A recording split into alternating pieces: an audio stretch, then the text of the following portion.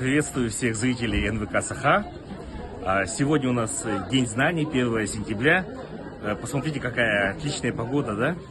Один, наверное, из самых теплых таких дней вот из последних годов. Очень тепло, очень дружелюбно, люди все улыбаются, очень много первоклассников, да. Это все, конечно, радует. Я сам очень сильно люблю своих одноклассников, до сих пор с ними со всеми общаюсь. Это очень трепетно и согревает душу. Поэтому хотелось бы всех еще раз поздравить, особенно тех родителей, у которых дети пошли в 1 класс или пошли в 11 класс, да? И тот, и другой шаг, он очень волнительный.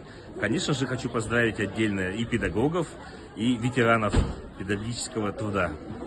Я сам тоже из педагогической семьи, поэтому очень это тоже близко к семье воспринимаю.